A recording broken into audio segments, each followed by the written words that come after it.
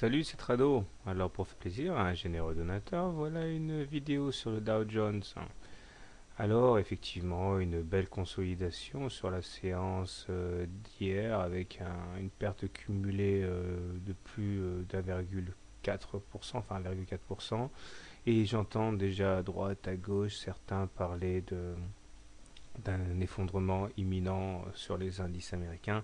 Je pense qu'il faut relativiser tout ça. Tout d'abord, nous sommes à l'intérieur d'un biseau orange là, et tant que nous oscillons à l'intérieur de ce biseau, il n'y a aucune raison d'envisager le pire. On pourrait même aller chercher les 11006 sans qu'on casse ce fameux biseau. Alors bien sûr, si maintenant il venait à lâcher, l'objectif serait de réintégrer, d'aller toucher la base du biseau, c'est-à-dire les 9930, mais on n'y est pas encore. D'autant que la moyenne mobile à 20 séances ici est toujours vaillante. Elle a été à peine effleurée et déjà des rachats à bon compte ont eu lieu. Et faudra voir en séance la séance suivante pour voir si elle tient, mais pour l'instant, eh bien, elle tient, elle tient. Alors les indicateurs techniques demeurent bien orientés, même si on acte la baisse du jour. Le MACD demeure au-dessus de son signal in extremis. Le stochastique reste en zone de surachat et le momentum est positif. Alors on voit, hein, l'inclinaison est rouge là, hein, c'est-à-dire qu'il y a une baisse, mais ça reste globalement favorable.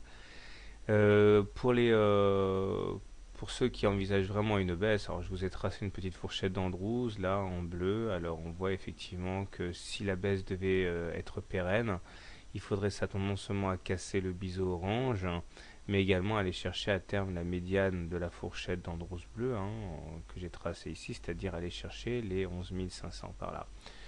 À toute fin utile, j'ai également mis des Fibos, hein, des Fibonacci entre le plus bas du 29 novembre et les plus hauts du 27 janvier. On voit qu'on n'a même pas encore retracé les 23,6% de la hausse. Je pense que c'est dans les cordes, hein. Je pense qu'on ira sans doute retracer 23,6%. Mais tant qu'on maintient ce seuil, il n'y a aucune raison d'aller envisager d'aller chercher le niveau suivant, c'est-à-dire les 11 600 qui correspondent également plus ou moins au bas du biseau orange. Donc bien sûr, comme d'habitude, hein, on peut envisager le pire, mais si on s'en tient au rôle du trader, à savoir celui de suivre la tendance, pour l'instant, la tendance demeure haussière.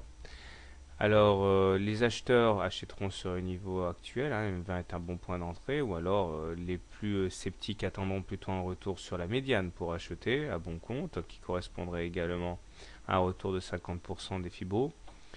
Les vendeurs à découvert, je pense, traderont le contact, un retour sur la M7, hein, le throwback, donc pour éventuellement initier une position short pour envisager ensuite un retour sur les plus bas.